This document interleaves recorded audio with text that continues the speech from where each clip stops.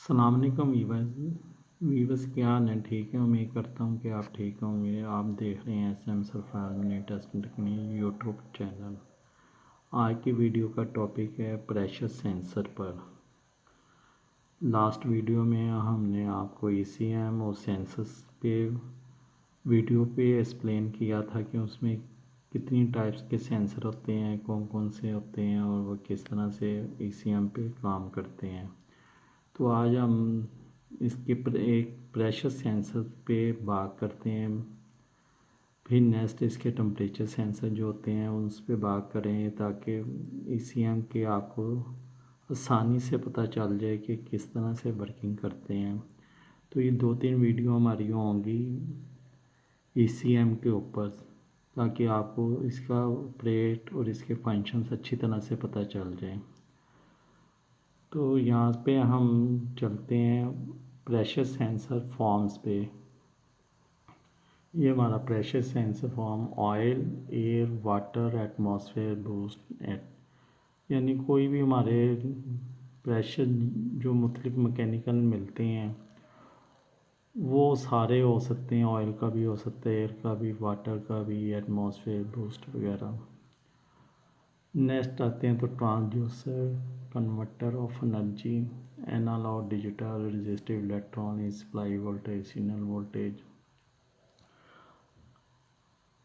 असल में हम जो आपको बात एक्सप्लेन करने वाली है, ये सेंसर जो होते हैं ना प्रेशर, इनको इस तरह से डिज़ाइन किया जाता है कि जो हमारी एयर है, हमारा ऑयल है, हमारा कोई भी इसको प्रेशर मिल रहा है, उसकी रेंज इसके 0.5 वोल्ट से 4.5 वोल्ट तक अगर इसकी वो रेजिस्टेंस को वेरी करेगी तो ये सेंसर अपना प्रॉपर काम करेगा। इसकी 3 पिन्स होती हैं, जैसे मैंने लास्ट वीडियो में बताया था कि हमारे प्रेशर सेंसर जितने भी हैं उन सब की पिन 3 होती हैं, और जो हमारे टेम्परेचर के सेंसर हैं उनकी 2 होती हैं, या हमारे स्विचेज जो हैं उनकी पिन 2 होती हैं।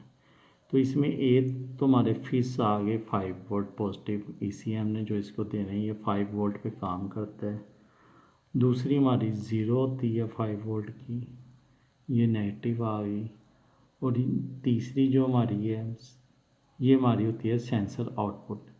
इसने हमेशा हमारा काम करना होता है। जैसे ये 10 PSI समझ लें इसको प्रेशर मिल रहा है, तो ये 0.5 वोल्ट पे वर्किंग में रहेगा। जब इसको ये 15 PSI मिले तो 1 वोल्ट, और ये जैसे इसको 20 PSI मिलेंगे तो ये 2 वोल्ट। तो इसने जो ये वाली होती है इसकी सेंसर आउटपुट, इसने 0.5 वोल्ट से 4.5 वोल्ट के दरमियान में, अगर इसको यहाँ से मैकेनिकल PSE प्रेशर, एयर का, ऑयल का, टेम्परेचर का, एटमॉस्फेयर जो भी इसके होल में इसको पिन पे इसको मिल रहा है, इसने यहाँ पे अपना उस तरह ट्रांसड्यूट करना है, एनर्जी को कन्वर्ट करना है मैकेनिकल एनर्जी को इलेक्ट्रिकल एनर्जी में।